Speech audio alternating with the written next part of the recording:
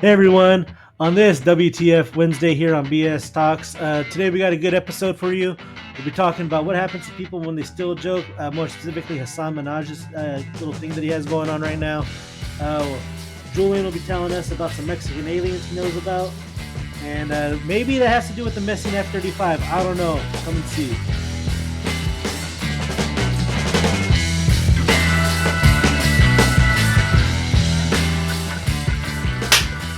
Hey everyone, welcome back to BS Talks. My name is Gary, aka Hempy. With us, of course, is Julian. Say what's up, man. Hey everybody, this is Julian or Joop. Hope everybody's doing well. Got some interesting topics today. What do you got, Gary? Yeah, on this WTF Wednesday, we're going to take a walk around the internet, stuff that we've seen the past week or so. Something I'm bringing to the table today is joke stealing. Now, this is something that's kind of, I'll call people out on it if they take one of my jokes or one of my lines or something. Because I'm not a comedian, but I'm someone who cracks a lot of jokes. So if you cite the joke in context, people are cool with that. But it's when you take the joke, you don't use it in context. That's one thing. So we'll talk about joke stealing and just straight up fabrication, which we'll elaborate more. But on the way in which you fabricate a joke, if it has bad downstream intent, I think that's misleading. That's what happened with this guy Hassan Minaj. Um, and then I know Julian wants to talk about some Mexican aliens and this missing F-35 jet, which I don't think they're related. I don't think he thinks they're related, but I don't know. It could be fun to see if there may be some conspiracy between them. Um, but joke stealing. Um, are you familiar with the comedians Carlos Mencia Yeah, or Dane Cook? I know Carlos Mencia. He was pretty good. He actually was it in 2017, 2016 performed at New Mexico Tech. I don't know if you remember Oh, that. did he? Yeah, they I actually didn't brought him know. out and yeah, they brought him out there, but that was after like all the fiasco with him happened with stealing jokes and all that. So the fact that he came to New Mexico Tech in 2017 is New Mexico Tech's a small school. He's like what, What do we have? Like two? 8,000 students, 7,000? No, not even, right? It's like No, 2,000 that's students. Socorro. Yeah, That's the the town's 10,000. town. The school is like 2,000 students. Yeah.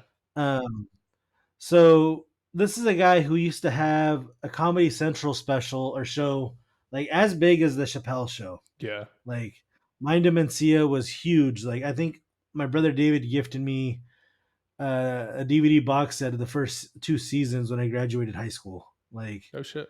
so, I think I have those somewhere. Um, but everybody liked the show. Like he did like one of his big things. He'd do like this dee dee, like Oh like doing a yeah. lot of like stuff that jokes you couldn't get away with today, not on like cable television. Um, not to the extent in which he used to hammer those jokes, but like Mencia, he got caught and called out most famously by Joe Rogan.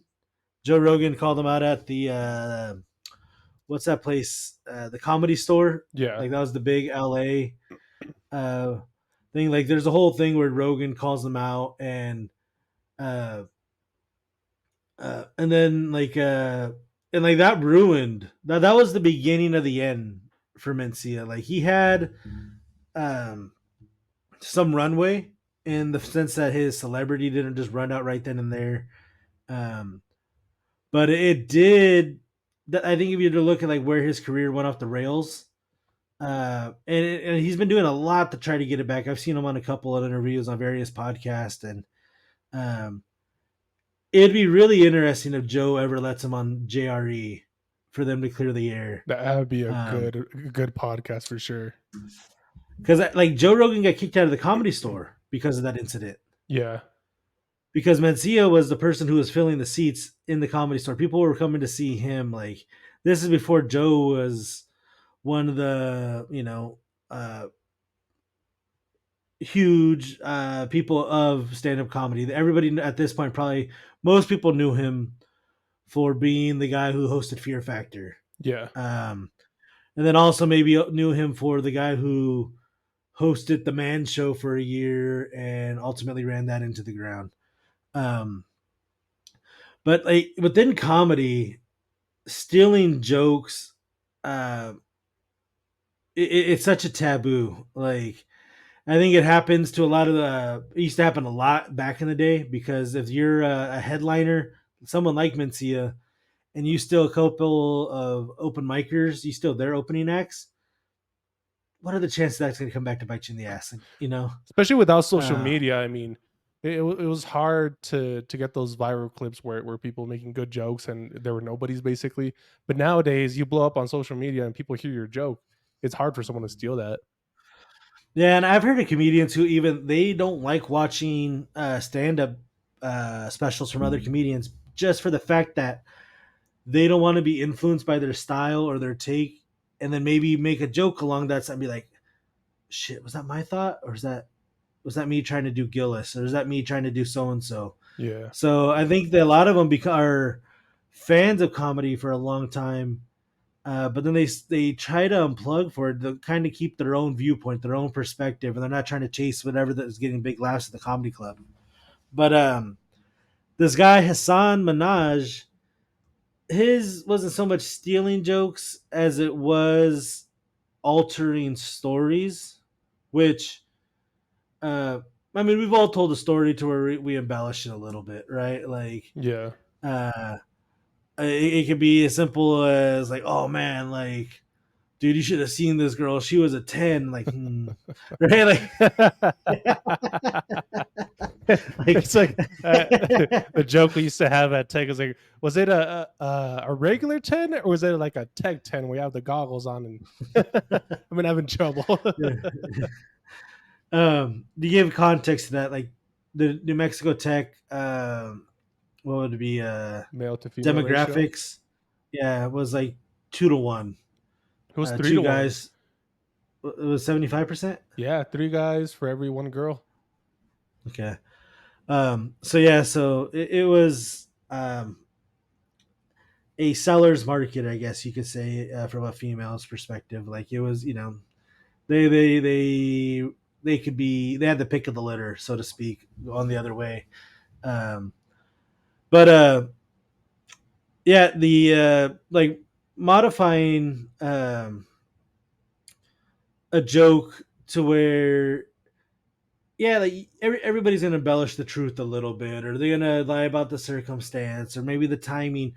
Especially if you're a stand-up comedian, you're not gonna tell a rough story. You want to tell a finely polished joke. Where the timing's perfect, the setup. You set it up 3 jokes before that. Um, but what this guy did, he got caught, and he's a pretty big name. I haven't seen any of his specials, but I have seen him on a couple of. Like I think he did the White House Correspondents' Dinner recently. Okay. Um, he's a regular on the Daily Show with Trevor Noah. Um, he but this guy Hassan Minaj, the jokes he changed, like, or he told the joke where maybe not a joke but a story, right? He embedded the story about an FBI agent being undercover in his mosque, like asking all these questions, and that he said that like, oh, I got my I was thinking about getting my my pilot's license. This is post 9/11.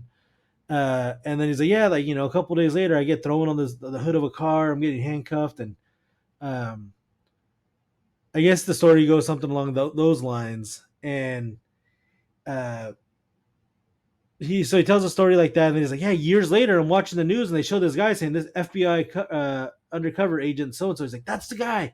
That was the guy who's in my mosque. Like, um, What? he calls out that he makes up a story about some chick who said, yeah, she'll go to prom with him, but when he showed up with the corsage and everything, he gets to her house and there's another dude there taking that chick, like putting the corsage on her, and her parents like didn't want her dating an Indian guy. So like he said it Yeah. like and like I'm pretty sure that chick got doxxed, and that like her information went out on the web. Oh Um, shit. so she started getting all this shit, and Schultz and those guys had a pretty good take because I guess she ended up marrying an Indian guy. Oh And shit. Schultz like, well, she had to, like that was her only way of proving she wasn't racist. Like, Oh shit. um, but he also goes on to tell a wild ass story about some white powder was sent to his house, that his daughter opened it and was covered in it, and that he had to rush her to the hospital because of anthrax. Oh damn. Um, and it's like, dude, like one, like, are you? Would you really be? There's like for him to think he's that big of a target for an anthrax hit, like that is such. I think like you have to be somewhat of social. Like I can see like someone going after Rogan just because of all the guests and pull he has with JRE. Yeah. But this guy, I guess he said he was part of an anthrax hit, and um, there's no evidence of any of this shit. So like they're saying like he kind of defrauded the community because he built a lot of this into his specials, I guess, in a sense to kind of make some emotional, like emotional manipulation or emotional, like bonding with the um, Audience. with the audience. Yeah. Yeah. So, um, yeah, I don't know. I think it's one of those things. It depends on what other stories pop up here. Um, I mean, I don't think it's going to end his career all in all, but I think it's going to. They're saying like he could have been one of the forerunners to take over the Daily Show of Trevor Noah, like or like to fully take over it. Yeah. Um, but yeah, like I don't know why people. I get why some people like embellish the shit, but like why? Like like we all know that guy who tries to do too much with the story. Yeah. You know, Yeah. um, like we both know this guy who went to tech, and we won't say his name, but he always had these unbelievable stories. Yeah. There's a couple guys who are coming to mind. Um, I was gonna do more than one for sure. yeah, um, I would say a general theme was trying to pretend like they had too much, Yeah. or their lifestyle was too grand, or they had a lot so much going, and like um, and they'd be they'd be bragging about these really nice things they had, or expensive this, expensive that, access to this or that, or what they do with their on their during their vacations or whatever. But then when you see their day to day, you're like, you don't have money like that, like You fucking liar. yeah.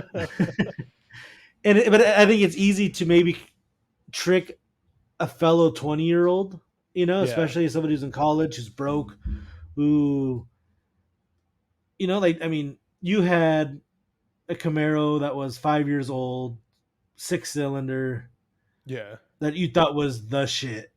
Dude, Like, I did not care how bad it sounded. That fucking the exhaust sounded like when you put one of those bottles on the back of your tire on your bicycle.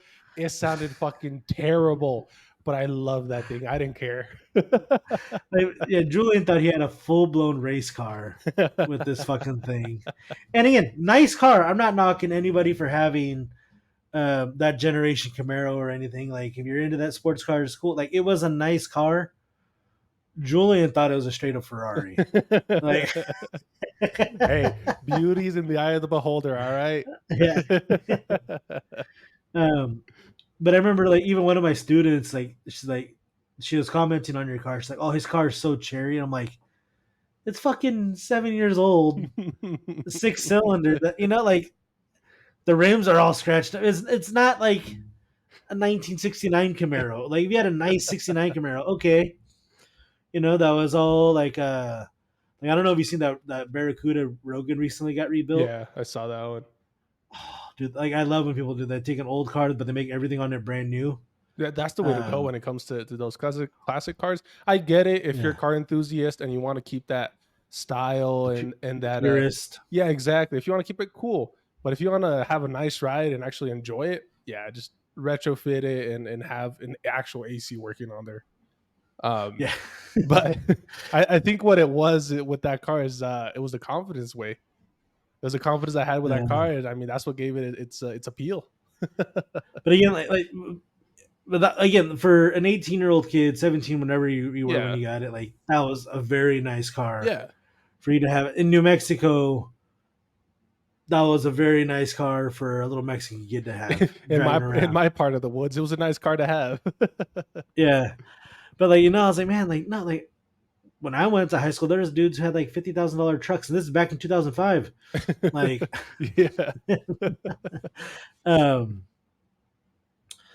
but yeah, so we'll see. I don't know. I think this guy he he's claiming that like the heart of his joke, the heart of his stories was on track, but I don't know. I think right now what we're seeing in comedy isn't who could tell the biggest, grandest stories. It's about building communities with these comedians, Yeah. right?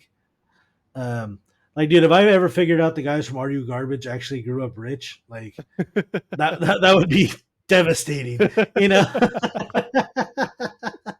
You fucking posers, like, Dude, a comedian has a great story, is The Machine. You know him? yeah, Dude, he has a yeah. great fucking story. What were you gonna say? Britt Kreischer Yeah, is his exactly. name. He has a great fucking story and everything. If it comes out to be a lie, dude, I don't really care. That's a great fucking story. It's Yeah, just the way he tells it is what sells it.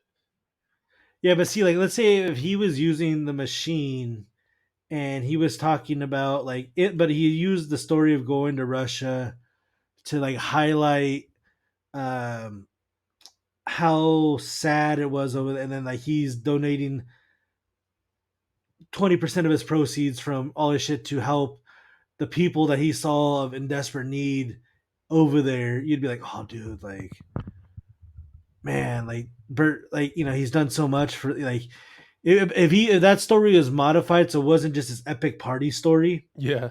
but if it was an emotional appeal story, you'd be like, dude, what the fuck? Yeah, it's kind of Like, manipulation in a sense. yeah. So I think that's what this guy is, that his story isn't just a fucking fun, just to have a laugh, buddy Yeah. caught doing something in the bathroom. Like, it's a, oh, this happened to me, this is fucked up, justice for, I want to be represented. I want my justice, but I, let's change gears here. Yeah, so that's a good segue into what I have about the Mexican aliens. And no, they're not jumping the border. Yeah, yeah. I was gonna say Mexican aliens aren't necessarily a new topic of conversation, right? Like, No, so there's this UFOologist that, UFOologist. yeah. Yeah, Let's start off with that. He's yeah. presented some interesting evidence about aliens and about certain UFOs that he's captured on camera. But they ask him like, "Oh, what have you seen?" "Oh, I've seen an actual spaceship come down and present and aliens come out of it." It's like, he's a filmmaker. He does documentaries on UFOs, but he doesn't have video of that Mhm. specifically. So it's like, all right, whatever. So recently he um, presented to the Mexican Congress these alien bodies that he found mummified that were 1,000 years old, or maybe more than 1,000. I can't remember exactly what it was, but either way, I'll show it here on the screen. But um, he presented it, and at first, yeah, it looks kind of creepy. It doesn't look human like. Um, I heard these guys on the radio talking about like, oh, in in the Mexican government, somebody presented a mummified alien, and then Steve Buscemi jumped up and said, "Gotcha." yeah, that's exactly what it looks like. Oh shit! That's a good picture of it.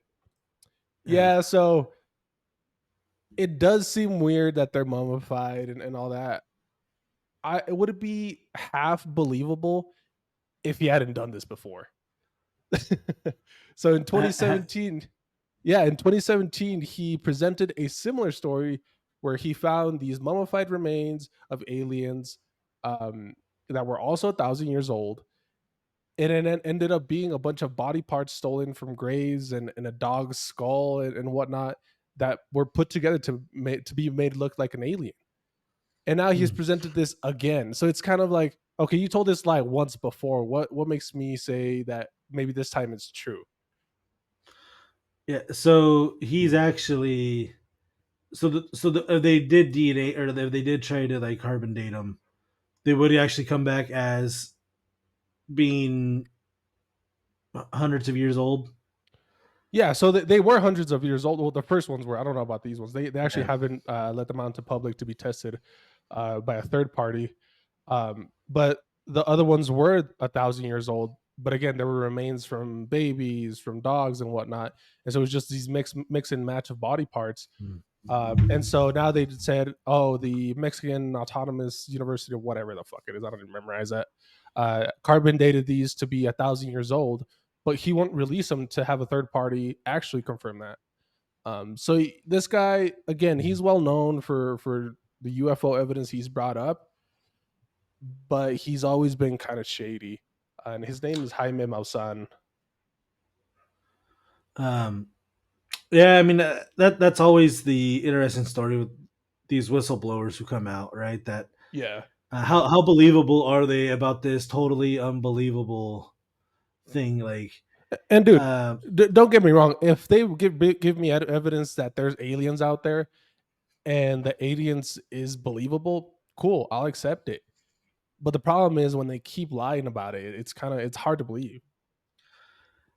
uh, yeah, my big problem is always like when they're not skeptical about what they Yeah. find. Yeah. Um, so I mean, we both listen to JRE a bunch, and we've seen Bob Lazar on there, and he's Yeah. always been a more credible host because he's not, doesn't outright say it's alien, but he says it's very unique technology. He's always saying that it's stuff that, like, what was it, element 115 I think it or was something like that. 115, yeah. Yeah. So it was Uh, a stable version of element 115, I think is what he calls it, cuz before yeah. it already existed. Yeah. I want to say, I mean, theoretically, it was shown to be on the periodic table. Like, theoretically, there'd be something that has this amount of protons, this amount of neutrons, or not neutrons necessarily. That'd be a different isotope, but protons, electrons. Like, there's something that could potentially exist here. But I think in the 80s, they didn't have any actual samples of it, and it wasn't proven to be uh, actually possible to what, maybe 15 years ago, where they had it very unstable samples of it to where it would Yeah. degrade, decay into a different atom. Um, but he was saying they had like grams of this stuff that was stable, in the 80s, and Yeah. they weren't told about the source of it. He said everything was very compartmentalized, um, to where there was 10 different, making up a number there, 10 different people, 10 different lab groups working on the project, but every one lab group had a different part of it where they couldn't see where the connection was beyond their segment. They were just said, hey, this is something that was developed by somebody else. What can you do this with it? Then once You they were know, done. now you bring that up, that's interesting because Oppenheimer kind of operated in that way. I don't know if you remember the movie. In the Yeah. movie, they kind of compartmentalized all the different aspects of the atomic bomb, which is similar to what the Bob Lazar story is told. Yeah. But that was like, why Lano was created, right? Yeah. To consolidate resources, right? Rather than having things so far spread out. Um, Especially at this point where they're so worried about espionage, Yeah. the releasing of secrets, that okay, it might be harder to lock down 10 facilities. So let's try to put it most. Let's try to get it down to 5 or 6. Like, let's try to get as many people into one house as possible. But even then, people who worked on the detonation team weren't part of the packaging team, or like, Yeah. I don't know exactly the breakdown of that, but so I totally get like one besides allowing people to specialize and focus on particular topics, but um, yeah, Bob Lazar, he always talks when he talks about aliens, he's always don't don't don't believe this as it, as it being 100% true. Like if you go into he promotes skepticism in it. He's not trying to make believers out of non-believers. He's trying to present the facts that he thinks are undeniable, um, that there is evidence to support it, and wants you to make your own decision about it. He doesn't want to make your decision up for you. So it sounds like this guy is very much trying to convert, right? Yeah, he definitely is. And the I mean, the problem with how they're presenting evidence now. So, for example, the Grouch, when he presented his case to Congress in U.S., he said, Who's Grouch? so Grouch is the person that's investigating UAPs for the US Okay. and sort of the whistleblower of the UAPs here in the US. And he presented the evidence as there were biological beings found in these crash sites. And so everybody took this as, oh, they said aliens are real, just with that statement. And you look back and go, well, no, he didn't say aliens. He said biological beings were presented or were found at these crash sites. So it's good to have that skepticism and read between the lines when you're presented with this evidence. And so when Jaime Maussan brings this type of evidence, so yeah, look, here's aliens. So like, all right, how come this isn't a bigger deal, and how come this is the same story you told back in 2017? So Yeah. you always gotta approach it with that skepticism, no matter what it is. I always like when people talk about aliens, like, oh yeah, so they were there. There was these people who managed to travel at light speed through the galaxy, make it here, and then they get to Earth and they crash. Like, that's Well, and now that you mention that, did you hear about the F-35 that got lost? no. Well, I heard about it, but I just saw it as like maybe like a real quick, but So there was this F-35 that was flying in North Carolina, and there was a mishap. Quote, as they say, there was a mishap as the flight was going on, and the pilot ejected from the F-35. And mind you, this is an $80 million plane jet. yeah. This isn't something like a Cessna or something that just doesn't have any technology. And so he ejected from the jet, and the jet stayed in autopilot. So this jet was flying on autopilot without its pilot for God knows how many hours. And since it's so good at avoiding radar, people couldn't find it. Oh, And wow. so the military asked for citizens to be on the lookout for this F-35 flying around because it was on autopilot without a pilot. And so now that you say, yeah, these alien spaceships have all this technology, why would it crash? Well, it could be a mishap like that. Dude, that sounds like a case of AI gone bad. Like, Yeah, I don't know. did you ever watch the movie Stealth? No, I didn't. Things with Jamie Foxx, Jessica Biel, uh, some guy, that guy, I forget the main actor in it, but it's about like these are like the three best pilots in the Navy or Air Force, Yeah. and they're developing. There's a general who's I want AI like that. They're gonna listen. They're not gonna make mistakes. What happens is one like the main pilot is kind of a renegade. He's like, I don't trust the AI, like because what they had to do a thing to where the plane had to come in and like nosedive to build up enough speed for its like bunker busting weapon to go through the various like reinforced levels of concrete. So if they would have just dropped it, it only would have gone through two, but he needed to go through like 10. So he had to like nosedive at like full velocity down and then like make like an like, almost like in Top Gun Riaz, make like an impossible pull up, Oh right? yeah. To where like you're blacking out. Like, so he does that and he teaches the AI like sometimes you just gotta go rogue, you know? Oh shit. So Yeah. it starts that so the AI starts acting a little bit weird already, but then like it gets caught in an electrical storm. short circuits like the safety chip, and now Yeah. this AI is like trying just to start shit now. It's like looking for all the biggest like targets and seeing what it can take out. It actually goes and like refills itself with one of those like hovering like Oh. refill stations, and Yeah. um, pretty interesting. But like, yeah, that is kind of crazy that this thing was able to elude the authorities for a while. Did they recover it, or what happened? Did they have to shoot it down? So they 24 hours later they found the wreckage near a lake. I can't remember which lake it was. But yeah, they found the wreckage of the F-35. But my question is, why would the pilot eject?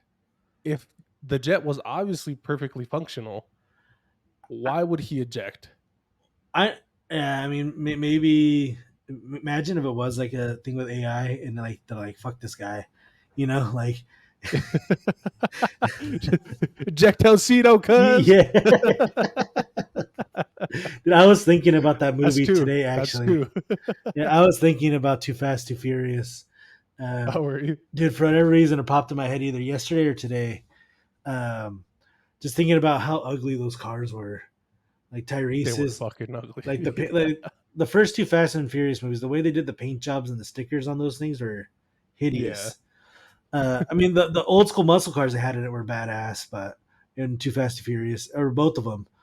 But yeah, those like the I think it was an Eclipse, a convertible Eclipse, and Yeah. I forget what Mark or Paul Walker had. The Uh, Skyline? was it Oh, a that was the Skyline? first one, right? The first one was the Skyline. I remember what the second one was. A Supra, maybe? No, I forget. Dude, he had I forget what his car was. I don't think it was like a GTR. But anyways, um, yeah, like, dude, like that if he got ejected by AI and like they're just like, oh yeah, like it was malfunctioning and then somehow it recovered it, like that would be. Man, dude, if you have an $85 million machine, do you really want something that could fall asleep or could pass out due to G force? Like you don't, you know. Yeah. And Um, now, so yeah, let's say the jet was flying on its own and whatnot. They were trying to find it. Let's say they do find it on time before it crashes. How the fuck are they going to stop it? They're going to shoot it down with another $30 million yeah. missile. I wonder why like its default wasn't to like go back to Air Force base and land because Yeah, like and it wasn't too far. and the F-35, if I'm not mistaken, is that the one that could vertically take off? I Or believe so. Yeah. yeah, like it doesn't need a runway. It could just right, like Yeah, yeah. The turbine spins and it yeah. shoots straight down. Yeah, I said like so it should have had like a try to land procedure. Like okay, we just ejected this guy. Let's go 500 yards, find a clearing, and try to land. You would yeah. think. And the pilot should have known if it's on autopilot, it's flying straight, so it should know the trajectory and the speed. So they should more or less be able to calculate where it's going. But I have Uh, heard, or I remember seeing reports that like that is like the hardest fucking thing to fly. oh, Um, is it? yeah, like it's if you get assigned to an F-35 as a jet pilot, it's because you're probably one of the best pilots the Air Force and Navy has, or you know whatever Yeah, DoD department has it. You're probably their highest ranking pilot that has yet to be like assigned to like a squadron or whatever. yeah, Um, but you almost hope you don't get it because it's a death trap. Like all jets are dangerous, right? You're flying at yeah. extreme speeds. Um, the smallest little thing could be disastrous. But that thing, just the technology in it, you know, you all see the more technology something has, the fucking more of a headache it can be. You Yeah. know, the more little things start malfunctioning, and it's just kind of like, oh, why can we don't just have everything just be manual? You know, like. Dude, have you seen the Blackhawks and how they control their machine guns? Mm-mm. So the Black Hawk helicopter, you wear this helmet, right? And you have this virtual image on your helmet. And if you turn to your right to look at an airplane, the machine gun at the bottom will turn with you to point at that object, whatever it is. Hmm. So wherever the pilot is looking at, that machine gun will look at it too. And I think you can control it with blinking or something. So Uh, it's pretty wild the amount of technology that it has. Dude, I was watching. Dude, I can't even remember what it was, but they're talking about like this. It doesn't sound wild. They're talking about like if they're watching like war, like modern war between like the U.S. government and like uh ISIS troops. Like I think after a while you're gonna be rooting for ISIS because like you're gonna relate to that guy who's just like and like celebrating. You know, like when they shoot and they take down a tank, like they're having a party. Like that's a huge win for them. Like it's kind of heartless when you just see the guys like, the jet like, permission to open fire on 40. Yeah, target destroyed. Yeah. Moving back to base. Like it's so like heartless and just like assumed. But like if you're watching like the people at the ground level, you might relate to them a little bit. Like it sounds wild. I forget whose take that was. It might have been the guys on Flagrant. Uh, Okay. Talking about that. Maybe it was the Shane Gillis episode. They got a little wild. Or talking about that. Um, So to wrap this all together, Mexican aliens might have taken over that F-35 and then it's crashed it. possible. Maybe they weren't dead. They were just sleeping. And they were sleeping, woke up, was like just took over that Yeah. airplane or the jet. How do you say call in Spanish? Llamar? Llamar a casa or llamar home, like ET. Llamar a casa. Yeah. God, we need to work on your Spanish. Nah, I'm all right.